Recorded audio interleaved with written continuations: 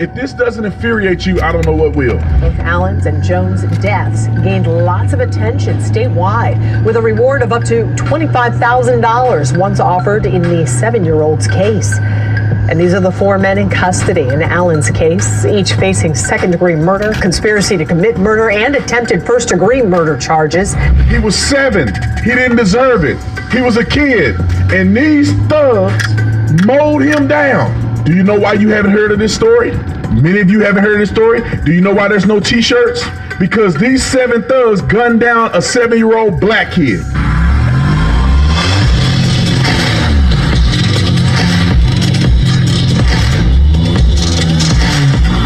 Prices have been high for the last few years, and they're still high. And sadly, most folks are having to lean on credit cards just to cover their bills. That's why they call it their enemy, and they end up where thugs decided that they were going to shoot a op, is what they call it, their enemy, and they end up taking the life of a 7-year-old boy. A feud between 2 local gangs linked to a 7-year-old's tragic death in Jacksonville. That's according to new information from the Jacksonville Sheriff's Office. Breon Allen Jr. was shot and killed in the Commonwealth neighborhood on Jacksonville's west side back in January. And now police say the crime is related to last year's murder of Charles Jones, a Jacksonville rapper known as Julio Fulio. Jones was ambushed during his birthday celebration in Tampa last June. This is the shocking surveillance video from that night when Jones fled as a group chased him with guns in the parking lot of a Holiday Inn. Police say Jones is driving the black sedan while that group runs him down and fires multiple shots at the car. Both Allen's and Jones' deaths gained lots of attention statewide, with a reward of up to $25,000 once offered in the 7-year-old's case. And these are the 4 men in custody in Allen's case, each facing second-degree murder, conspiracy to commit murder, and attempted first-degree murder charges. News4Jax reporter Alicia Hatcher digging through the documents to find how JSO made these arrests. These are the 4 arrest warrants of the man connected to the death of Breon Allen Jr. and injuring his cousin Lafayette Mango Jr. These documents give great detail into how the Jacksonville Sheriff's Office connected these 4 men to this case to make an arrest. In the warrants, investigators explain the 4 men are members or associates of the group 6 Block, and the shooting that took Allen's life was motivated to the purpose to benefit, promote, and or further the interests of the criminal gang. Allen's cousin Mango is a documented gang associate of the group ATK, according to police.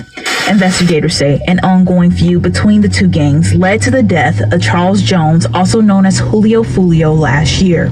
Following Jones's death, Mango released a song called 6 Ways to Die, featuring another rapper who police say is also a gang member of ATK. In the song, Mango disses several 6 Block members who have died and references a photo that members of a 6 Block took at a gravesite. This brings us to the day Allen lost his life. After the shooting took place, a witness called 911 and told them that they saw the suspects flee the scene in a black car. From there, investigators began canvassing the area, recovering video from nearby businesses. Hours later, they found the suspect's car, which was a black Kia where a BMW met them after the shooting. Investigators searched the black Kia where they found a match to the spent rifle casings found at the scene. The following day, detectives requested cell phone data from the location of the murder and where the black Kia was found. Records reveal the data showed the 4 suspects were at both locations. Detectives also learned that the BMW involved belonged to one of the suspects' family members. Cell phone data and video surveillance connected the 4 men accused of Allen's death at the scene of the shooting.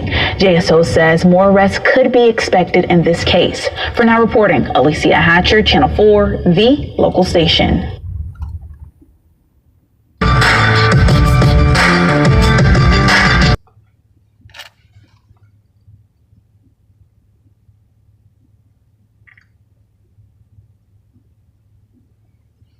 Was 7. He didn't deserve it.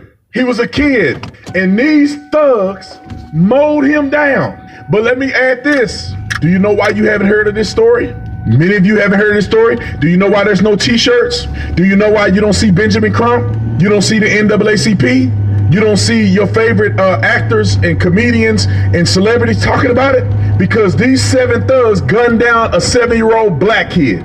Put the clip on. Put the clip of the young man. If this doesn't infuriate you, I don't know what will.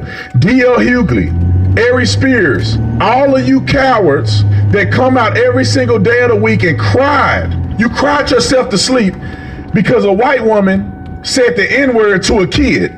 But these young boys murdered this kid. When I saw this picture, I said, I can't look at it. I can't look at it because I'm incredibly sad and disappointed that this young boy, as cute as he is, had a future, had a promise, had a dream. People loved him, and his life was cut short because thugs. And the part that bothered me more, or like second to him actually losing his life, is the fact that why aren't people supporting him? Why does his GoFundMe look like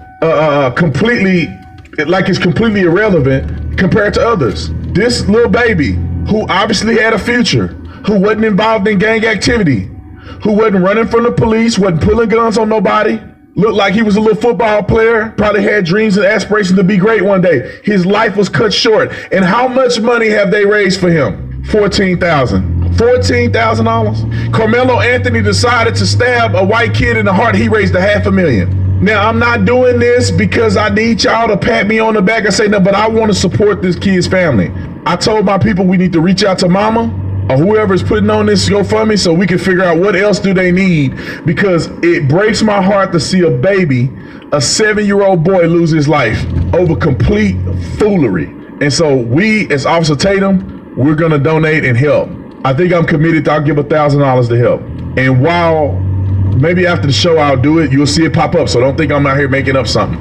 But I want you guys that are watching this, as you listen to the story and you see the developments as to what happened, I want you to make up in your heart, do you want to support? And I'm going to ask you, you're going to give $5, you can give $20, you give something. On, the woman who called a kid an N-word got $500,000 in her GoFundMe. A black kid stabbed a white kid in the heart, he got $500,000 in his GoFundMe. There's got to be thousands of people watching this. You ain't got to give $1,000 like we will, but I want you to give something. And then when you give, just say that Officer Tatum sent you. Why would I want you to say that? It's not for me.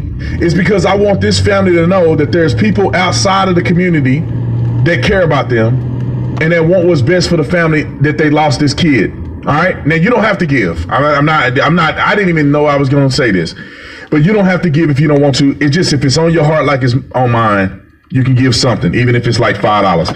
All right. Let's continue to talk about this. Play the clip of the police. Play the clip of the police chief who articulated very clearly what happened in this scenario. He ended up confessing and telling who else was involved in the murder of 7-year-old Breon. That is a huge, huge relief. Has that been a long, ongoing case, or? It's been three weeks, a month. Someone killed a 7-year-old? 7-year-old, yeah. Why? Because they're cruel animals who don't care about the life of a 7-year-old. Stop. Who was walking with a... I want you to put this in perspective. Chief is 100% right. Now, I want you to put this in perspective. If 7 white kids shot a black kid, he'll have $10 million in his GoFundMe.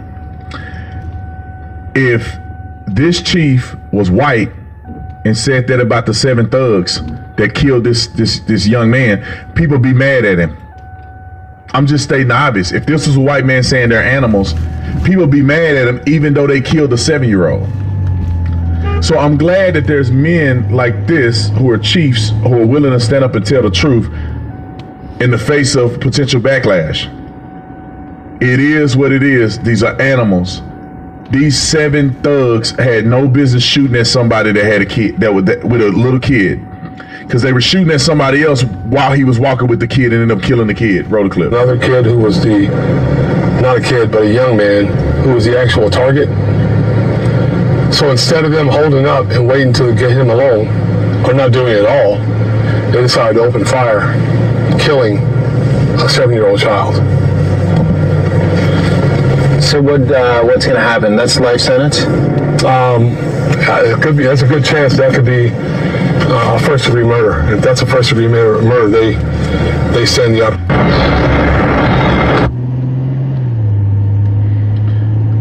So let's go to some of the detailed situations that we need to establish when talking about this incident. The gang connection. The young man who was targeted I think he was 21 years old. He was 21 years old, and he's a part of a gang. Although I do feel sorry for young people that get themselves caught up in gangs and end up getting killed, I don't feel sorry that he was getting shot at, because he shouldn't be participating in no gang anyway, and he probably would have did it to them, or he did something to them. That's why they coming for him. He is the reason why that young kid lost his life, 100%. It was a rival gang, and this is when the problems ensued. Suspects and charges. 6 suspects ranging between the age of 17 and 24. 17 and 24. The people who are activists in the black community would never say this to you because they don't give a F about black people. Fact. This is a big problem in the inner cities of our country. Most of these young men who are dying are between 16 and 35. Most of the young men who are doing life in prison for killing other black people are between 16 and 35. Our young generation of Americans of African descent are literally dying every day, either by gunfire or by jail time. These young men, 17 to 24, life's over. So not only does a 7-year-old lose his life in the black community, the kid that's with him is probably gonna go to jail, and the 6 suspects are all gonna do life in prison. So if you do the math, that's 8 lives gone in one incident that probably took, 20 seconds. 20 seconds, 8 people gone forever. But your favorite celebrity will never talk about this. They won't give money. Let's see. I put this out here when we promote it on our social media, on other platforms. I may just do a direct ask. Let's see what celebrity name pop up to give money on this. Let's see. I want you to see what celebrity. I want you to see what activist that's out here crying every time a white person do something, that's out here supporting Carmelo Anthony. Which activist is going to give something? They ain't got to give $1 million. Give something to this family. They're going to be charged with second-degree murder, attempted murder, and conspiracy. The shooters who were identified are 2 shooters, both are 17, but I believe that they snitched and told who else was involved, thank God. Rifle casings matched the suspect vehicle, which placed the suspect at the crime scene. So this little kid not only got shot, but he was hit with a high-velocity weapon, high-velocity round. An AR-15 round, not a 9mm, not a 40, but an AR-15 eviscerates people. And that little kid got hit with an AR-15 round. The chief says, Chief Waters, that it was a planned attack, it was targeted, and it was a completely unnecessary, as you heard him say on the clip. Breon's mother urged the public to keep his memories alive and thank the police for swift arrests and the response. There's no t-shirts for Breon. There's no GoFundMe, but a $14,000 GoFundMe, which you can't do nothing with $14,000, and his future was worth more than $14,000. I don't know what to do about it. I want to help. I don't know this lady, you know what I'm saying? But losing your baby is never a good thing. I want to give mama a hug. I wish I had enough money to make sure mama be okay. Make sure this kid's legacy will never die. I literally, I don't know. What do we do? Because if this kid was killed by a white person, they'll be selling t-shirts, fundraisers, press conferences. What do we do? I don't know what to do. All I can do is donate. I'm gonna try to contact the family, and hopefully we can make a difference, because it's senseless murders. And I feel like we can't always support thugs and not support real victims. George Floyd, Breonna Taylor, all of these people who were actively involved in criminal activity. All of these people who are actively fighting the police or involved in some form of fashion where violence was perpetuated against police, and they get millions of dollars, and they get statues, and they get invited to the White House, and they do all these things. But a 7-year-old who didn't have nothing to do with this, who was not a gangbanger, who was not thugging, who was not knee deep in the dope game like Breonna Taylor was, with her boyfriend shooting a cop at the door when they knocked on the door with a legal warrant. Y'all finna get me worked up. George Floyd did a home invasion on a pregnant woman, before he went to prison the first couple times. In and out of prison. Mr. I can't breathe. The guy in New York, I forget his name. Right, he was arrested 43 times before the cops used force against him, and he ultimately lost his life. Y'all want to go to the list? Philando Castile was arrested he was pulled over 100 times before he was ultimately killed by police. After what police believe he was reaching for a weapon, which we won't know because he dead. Let's go down the list. There's another situation here in a minute I'm gonna talk about where 18-year-old boy illegally in possession of a gun in a stolen vehicle, fleeing from police. I bet his GoFundMe is big. They actually tried to do a GoFundMe and they took it off. He probably do a Give, Send, Go. I put my life on it. He'll raise more money than this kid right here. Let him put it on Give, Send, Go. They gonna support that dad that ran over a cop, killing a man that had nothing to do with nothing. We'll get to that in a minute. It's bothersome to me that we that our young people are dying like this and we don't care. And when I say we, I'm talking about America. I'm not talking about you and me. We care. So as soon as I contact his mom and them, I'm gonna see if there's something else we can do to help, because I can't stomach this anymore. Of a young kid this young and nobody cares. $14,000 GoFundMe. $14,000. And if you kill somebody, they gonna raise $1 million for you. If you fight a cop and lose, they raise $1 million for you. Benjamin Crump will get on TV right now and demand justice when the person was wrong. We'll see. We'll see. I want y'all to help me support, because I don't have enough money by myself. I wish I did, because I'll give $1 million to the family. I don't have enough money on my own. So if y'all care, you want to help, and you can help. I'm not saying because you can care and not be able to help financially. Maybe you can just share the video and get the word out there. We should put the link to the GoFundMe in the description section. Okay, perfect. With that being said, like I shared yesterday, about how those black females set the sister up that was pregnant to a fucking baby shower and jumped her and killed their baby. Could have killed her too.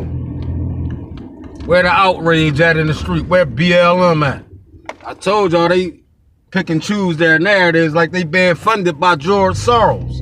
Like I've been said, no, I mean, that's conspiracy, goddammit. If they don't want to get George Soros on conspiracy, goddammit, like they got the mob on Rico, they can get him on Rico because he's funding Black Lives Matter, who's out here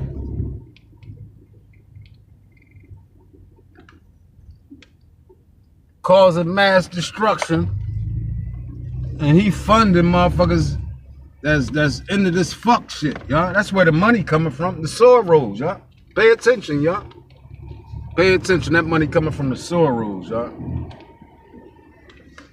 Straight up. Niggas don't got that type of money in the community. You know what I'm saying? Facts. Niggas ain't got that type of bread. But like I said, where the outrage at for the sister that got jumped, who lost her baby, goddammit.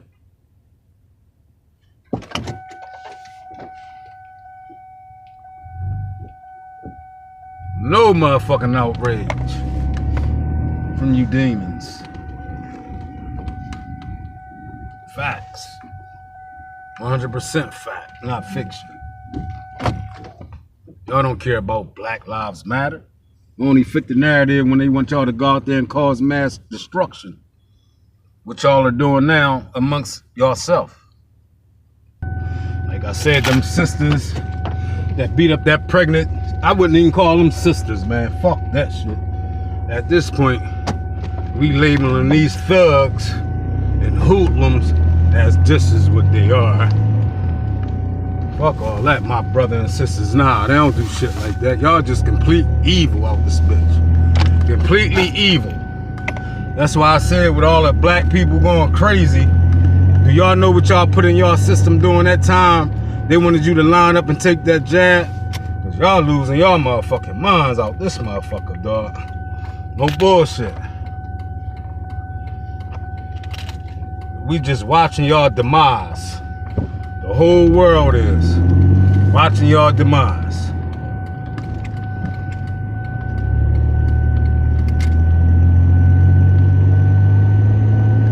That's a 100% fact. Do Black Lives Matter, y'all? Hell no. They always come out there talking that Black Lives Matter, but yet, pregnant girl pregnant, about to have a baby, got jumped at a baby shower, was set up by other niggas.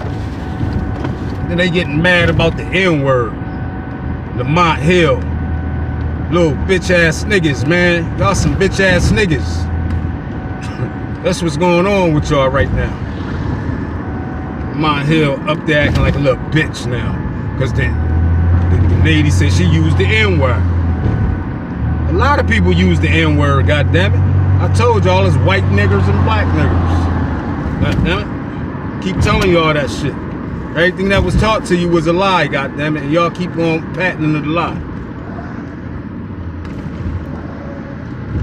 Everything that taught to us was a lie. God damn it. You got white niggers and you got black niggers. Ain't nothing but a word, freedom of speech, god damn it. Call me a nigger, I'm gonna call you a white nigger. Understand me? Just that plain and simple. You can say the N-word. The days we live in now, god damn it. You got all types of people using the N-word. You got white kids, you got Puerto Rican kids, my nigga. You got them in the community. What's up, my nigga? You understand me? Then y'all say, no, you gotta use it in a certain context. What's the context? God damn it. Nigga is a nigga. White, black, green, yellow, orange. You got some very ignorant people in life, period.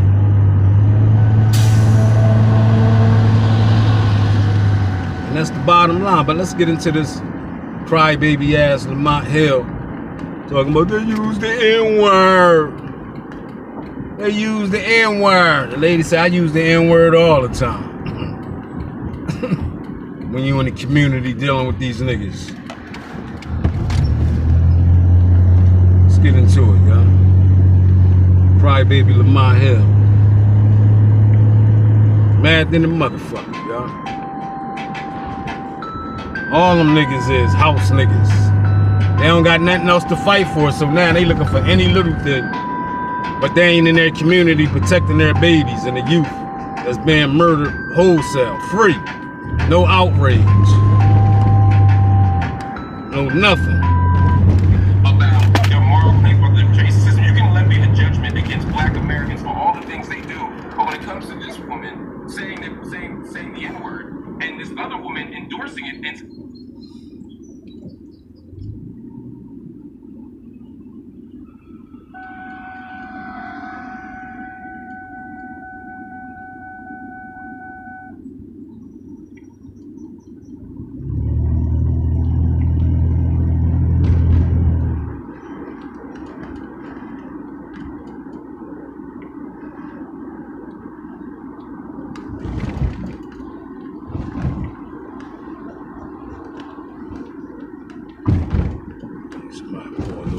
That shit must ain't right. That shit must ain't right. But when it comes to this woman saying the about their moral claims about the racism, you can levy a judgment against black Americans for all the things they do. But when it comes to this woman saying the N-word and this other woman endorsing it and saying that she herself uses the N-word, now all of a sudden we can only talk about the Constitution and the legal right. We can't offer any moral judgment against it. That's disingenuous, and it's as the only black American up here, that's quite frustrating to hear. Here's the thing. If you want to be soft and get offended by that, that's your fucking problem, not mine. Let me ask Ricky. This isn't about being soft any more than when you were desperately saving these white people. Hold on. This sensitive nature that you have is precisely why we have this problem. It's not about being sensitive. It's about I didn't articulate. Hold on. Let me finish, Myron. Let me speak and then I'll let you respond. Myron, sure. I didn't articulate any sensitivity here. What I said, in the same way that you levied a judgment against black people, I'm levying one against the claims you're making. I'm no more sensitive than you were when you made your claim. I'm simply saying I disagree with you. And to immediately jump to your being sensitive is just a distraction. I'm making an argument here. A few moments later. They want unashamedly, and you will go on then, say it. Say the N-word. Go on, say the N-word. Go on. Don't invite. No. I don't want you to invite this woman to say a racially harmful term in front of me, because I'm the only on here. So if she says it, I'm the victim of it. So please don't invite her for ratings to call me the N-word, because that's basically what it's going to be. Boy, oh boy, oh boy, oh boy, oh boy. So we got to talk about a wild segment on Pierce Bogan Show involving Pierce himself, Myron Gaines, Mark Lamont Hill, Lily Gaddis, and this other chick whose name I don't really know, but that's okay because she's not really that relevant to this conversation and the clip that I'm going to react to, because Mark Lamont Hill is going to absolutely lose his mind during this segment. after Pierce dares Lily Gaddis to say the N-word. Now, I have to give you guys some proper context before I play this clip here, this epic clip, probably one of the best clips on the internet, to be honest with you, behind what was said leading up to this explosion, okay? Lily Gaddis is supporting the white woman, Shiloh Hendricks, who is going viral due to the fact that she allegedly called this black child an N-word, okay? And even though she didn't really call the child an N-word on camera, she did say the N-word multiple times in the video after the guy was basically chasing her around over her calling the child an N-word. And she basically said that the child had touched her child's stuff, tried to take her child's stuff, and that's why she did it, okay? And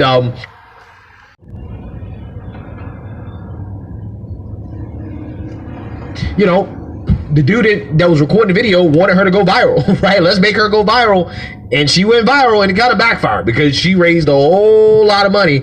And now a lot of people are upset, right? They're upset because she has basically raised a bunch of money for saying the N-word. Why would you want to support a white racist? Because I want to support free speech, and you cannot have free speech in a country. Yeah, that's fine. You can support free speech, but you also have to be accountable for what you say. Would you use the N-word out of interest? Yes. You would? I do, quite frequently. You use the N-word quite frequently. Well, why? Other than the fact you're a despicable racist. Are you? Some would say I am. I guess according to the ADL, I'm a white supremacist. I'm a neo-Nazi. Yeah, but if you use the N-word repeatedly, you are a racist, then, are you?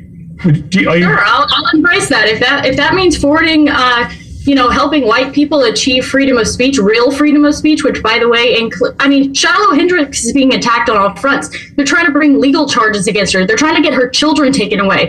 So you were saying, Carmelo Anthony, it doesn't matter. That's a different. Sorry, but just to be clear, you just said to me you use the N-word regularly. In what context? Do you use it with black people?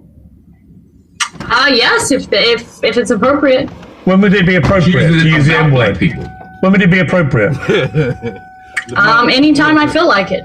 That's right. So you're an unashamed racist. Correct. Well, do you understand that makes you a despicable human being? I guess so. I don't really care. I mean, why are we not talking about Shiloh Hendricks? Why are we talking about? Well, actually, I think you've moved it on in this debate very quickly to your own racism, which explains why you've supported her in public and why you've got all these views. You see no problem with a woman shrieking the N-word repeatedly because you yourself are a despicable racist, and you've just proudly admitted that with a smug grin on your face, which is pretty horrifying, actually, for most people to have to watch. And shame on you. You're entitled to do it, and I'm entitled to call you despicable. Yeah, so you see, now you heard that, okay? Clearly, Piers Morgan is triggered by this. Hey, if your partner is being secretive with their phone, you need to do this now. Most people are... See, now you heard that, okay? Clearly, Piers Morgan is triggered by this. Which, again, is what kind of led up to this explosion from Mark Lamont Hill that I think is absolutely glorious. It is one of the best clips that I've seen in a long time. So without further ado, let's get into this. The thing with tribalism, it's a natural human instinct. Like, we are literally designed to want to be in communities and want to be a part of a set of community because it ensures our survival. It's been that way since the beginning of time. So the thing is that people are typically going to align with people that share similar features, and that's why we have the tribalism we have going on right now. So the problem is, it's not going to go anywhere. I think the problem is that we've had this penting up for literally decades, and this has been a response to it. You have people that are coming out and supporting someone who you guys might deem as a terrible racist, but I think it's also very important to understand how we got here, because if we're going to look at the smaller problem, we can't look at the bigger problem, and it's what I said before, unchecked systemic. All right, Mark Lamont Hill, your last words on this. This repeated use of the word, I think, first of all, I want to just register that as offensive. Particularly someone who doesn't identify as a member of that community and who is not, right? I think that's incredibly I'm the definition of African American. I'm the definition of African American. And troublesome, and to as a Sudanese American or an outsider who's using African American in a very technical term, the same way that Elon Musk is an African American, I think is a bit disingenuous. But the bigger issue here, I think, is that this idea of equating of one side to the other side often loses. Lamar Hill, guess who else black? King Trump. King Trump black, motherfucker. What's wrong with you? You know what I mean? It's on his birth certificate. That motherfucker probably blowing a head gasket. King Trump is black. The first black president is King Trump. They gonna get mad to the motherfucker. That's our first black president, King Trump. Like yours was Bill Clinton. That was your first black president. Well, goddamn it, our first black president is goddamn King Trump. Goddamn it.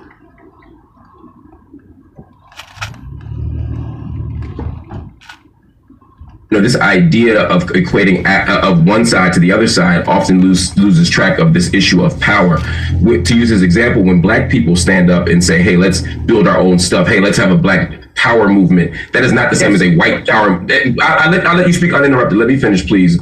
My Sudanese brother. So when a black person says, hey, let's preserve our culture, I have no problem with Italians or Irish people or anyone else saying let's preserve our culture. But when we don't talk about ethnicity, but actual race, and when white people say let's preserve whiteness, it's an exclusionary practice. It's about preserving laws and practices and tactics that do harm to other people. A black power movement was about opening stores and building businesses. A white power movement was a white power. That's the giga.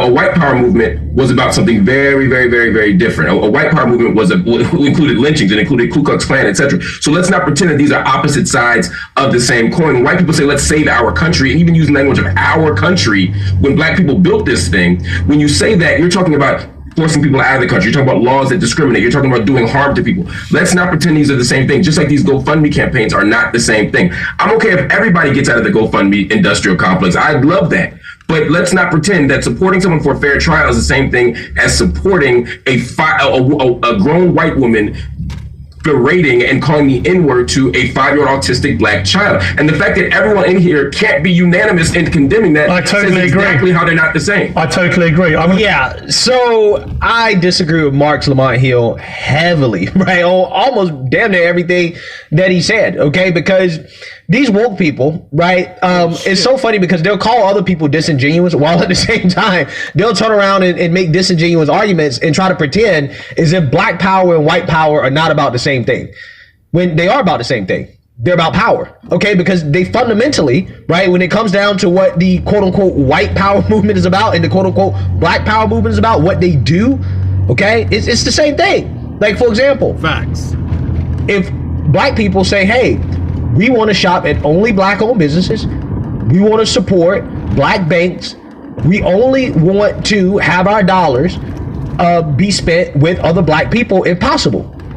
That is a part of the black economic empowerment movement, right? The black power movement. That in and of itself is exclusionary. That is exclusionary of whites. You're saying that, hey, we're going to purposely discriminate against whites. Why are they doing that? Well, they're doing that for power, okay? Which is the same reason why a similar movement involving white people would do the same thing. They say, no, we want white-only spaces. We want to shop at white-only businesses. We want to bank with white banks. Well, again, why are they doing that? Well, what's going on, young? With white banks. Well, again, why are they doing that? Well, they're doing that for power. It's the same thing. It's been done for the same exact purpose. Now, the reason why white people are not allowed to do that is because if white people collectively started doing that, if they started acting in a discriminatory way, then that would be really bad for everybody else in society, because white people are the majority, right? They're the majority. And because they are the majority, then they have a majority of the wealth. And it would be really bad if white people started openly discriminating against black people, black businesses, or any non-white business. That would be really bad economically for everybody else. But again, everybody else is allowed to do that, right? They're allowed to engage in that type of discrimination due to the fact that they are seen as having less power. So testosterone is what makes a man a man. And if you're eating foods that raise your cortisol, probably not ever going to happen. Having less power. So my whole point here is that I don't think that Mark Lamont Hill is being 100% honest when it comes to this conversation about why this is different, why the quote unquote white power and black power is different. At the end of the day, they fundamentally want the same thing. They want power.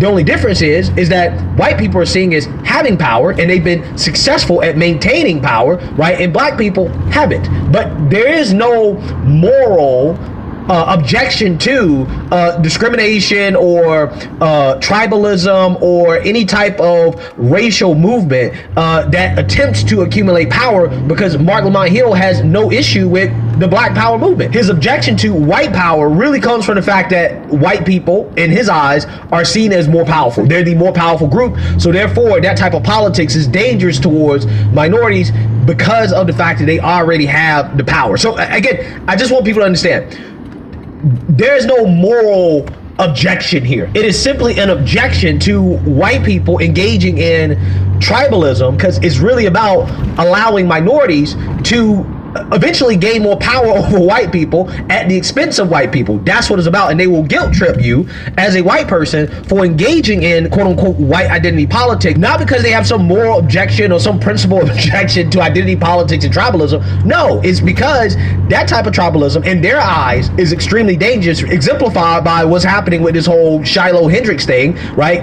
They're terrified of that. They're terrified of white people acting as a collective. But what these people don't understand is that if you don't want white people acting as a collective, starting to see themselves as white and to identify as white and to engage in white identity politics, then you probably should be doing that for other minorities, especially considering how now it's basically white versus non-white, right? All of the so-called minorities have come together and said, we're people of color and we're going to engage in anti-white politics. Yeah, what do you think that's going to lead to? What do you think that's going to lead to? Especially when we live in a country where the white population is declining, okay? And people are legitimately looking at our country and saying, hey, this is not a country that it used to be. It's not a country that it used to be.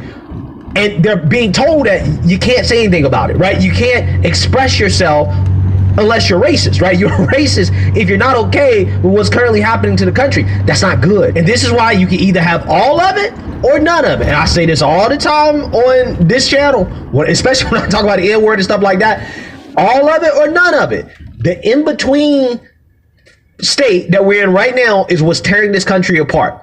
We cannot be in this in-between state. So again, a lot of this stuff these people are upset about, right? The people who are upset about Shiloh Hendrix raising so much money, again, is simply a product of the tribalism that we have seen from other minority groups become normalized, right? Carmelo Anthony.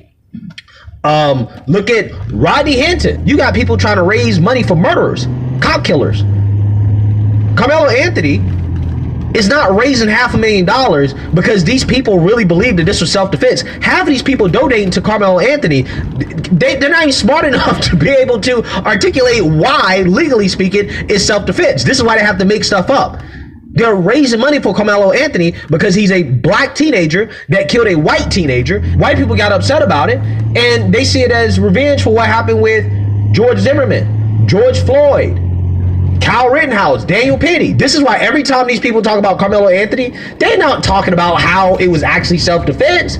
They're not talking about that. What they're talking about, whoa, if Daniel Penny can raise such and such and such, if Kyle Rittenhouse can raise such and such and such, why can't Carmelo Anthony? Again, it's not about these people actually believing that Carmelo Anthony acted. That's why I say BS to Mark Lamont Hill, pretending as if Carmelo Anthony, the people that are donating him, really believe that he acted in self-defense. They don't believe he acted in self-defense. These people don't care about self-defense. I've actually donated to young black men that have acted in self-defense. Half of these race hustlers that came out of woodwork for Carmelo Anthony, they've never given money to any black person that acted in self-defense to defend their self-defense rights. They've never done that. They're only doing it in this situation, again, because of the racial dynamics. And if it wasn't for this situation, you don't have a Shiloh Hendrix. All the people that are upset with, Shiloh Hendrix raising so much money, well, you got to point the finger at Carmelo Anthony. Okay, because if the Carmelo Anthony situation doesn't happen, when you have these people basically raising money to celebrate a murder, right? If you don't have that happening, then you don't have the Shiloh Hendrix. And again, don't try to tell me that the people that are giving money to Carmelo Anthony, they're giving it to him because they believe in self-defense. How do you explain Rodney Hinton? How do you explain the fact that you have people that are openly trying to raise money for a cold-blooded murderer, right? Just killed a random cop. And they're raising money. They're trying to raise over $100,000 for this man. How do you explain that? You think they're raising money for him because they believe that he's innocent? No, they're not raising money because they believe he's innocent. They're raising money because he killed a cop, a white cop. So, no, the Shiloh Hendricks and the Carmelo Anthony situation are not the same situation. I think the Carmelo Anthony situation, that fundraising is actually much worse. At least with, you know, the white woman that said the N-word, nobody was harmed, right, in that video, right? Nobody was harmed. Nobody lost their life. Yeah, some feelings was hurt, and I don't necessarily agree with what she said. But if you're talking about what's worse, right? I gotta say raising money for murder. I gotta say raising money for cop killing. I think that's worse. I think that's worse. I'm going to go to Lily Gaddis and just ask you one more time. I mean, you've been so unashamedly proud of being a racist today, proud of using the N-word whenever you feel like it. You've had a bit of time to think about this. Is that how you want people to leave this panel debate, with thinking of you as a disgusting racist? I don't really care what people think about me. As long as you care about what people think about you, you have no power and you lose your country. What I care about is freedom of speech. And if you're not allowed to say the most offensive things in this country, you do not have freedom of speech. I don't care what anybody says. So that's the main crux of this situation. That's what I care about with this situation. It is, we have lived for far too long in a country where you can have your life destroyed. And people say, oh, she doesn't need this money. Her life's destroyed, by the way. She'll never be able to get another job. She's got children to have to support. And I don't want to live in a country where you can say an inappropriate, rude thing, which, by the way, black people can say things to white people all the time and they never get canceled. There's no backlashing about this. I want to live in a country where people are allowed to say what they want unashamedly, and you will well, go not on, then have say it. Say the N. Go on, say the N-word. Go on. No. I don't want you to invite this woman to say a racially harmful term in front of me, because I'm the only on here. So if she says it, I'm the victim of it. So please don't invite her for ratings to call me the N-word, because that's basically what it's going to be. There's a bunch of white people up here, and one on the left here, and to ask her to say the N-word while I'm here is ridiculous. You would not sit here with a Jewish person and say, please use a Jewish slur in front of this Jewish. It's ridiculous. I understand you don't have any bad intent, Piers. I understand what you're trying to do, but we already know she's racist, and I don't want to invite a racial harm to me. I hear you, and I accept that, and we'll leave it there. Oh my goodness. Thank you all very much. Wow. That was incredible. Absolutely incredible. Absolutely incredible. So, do you guys see the hypocrisy here? This is what I'm talking about. When I tell you guys these people are all about power and control, this is exactly what I'm talking about. Mark Lamont Hill just lost his mind over this white woman potentially saying the N-word. She didn't say it, just being asked to say the N-word, right? And Piers definitely was asking her to say it for ratings, right? I definitely think Marks was right about that. He definitely was asking her to say it so that he could put in the title of the video that she said the N-word. So it's definitely for ratings. But Mark Lamont Hill, in his little meltdown over potentially being called a racial slur, in which, you know, she wasn't really calling him a racial slur. Her saying the word is not, you know, automatically mean is directed at him. Okay, but regardless, he's mad about that, and then he turns around and calls Myron a racial slur. Okay, called him a racial slur. So how does that work? Why is it not okay for her to say a racial slur, but it's okay for Mark to say a racial slur? And this is what I'm trying to tell you guys. Rules for thee, not for me. It's about power. That's what it's about with these people. And that's what I can't stand, is that they hide behind this moral high ground when it's not about morality. It's about power and control. You can agree or disagree with this woman, okay? And I'm not saying I agree with everything that she say. But one thing I can say is that she is not hiding on some moral high ground. She is not pretending that she is above everybody else morally, okay? She's telling you straight up who she is and what she's about. And I'm not gonna lie to you, I respect that. I respect that. I respect people who are straight up and upfront when it comes to what they're about. Agree or disagree with it. It's much better to deal with people like that than to deal with people who pretend as if they're not about power and control, and that, well, I'm just about morality, right? I'm about equality. When you're not about equality, equality is a world in which Mark Lamont Hill can call Myron Gaines a racial slur, okay, and get away with it, and Lily Gaddis can call Mark Lamont Hill a racial slur and get away with it. That's equality, right? Myron should have been just as triggered as Mark Lamont Hill. Because Mark Lamont Hill actually calls somebody a racial slur. Mark Lamont Hill was not called a racial slur. But I guarantee you, Mark Lamont Hill will not be banned from this show. He's not going to be banned from the show, even though he called Myron Gaines a racial slur. He's not going to get banned. But if Lily Gaddis had called Mark Lamont Hill an N-word, actually said, like, you are an N-word or something like that, directly, she would never be invited back on the show. She would never be invited back on the show. And that's the point, right? That's the point that a lot of people are trying to make.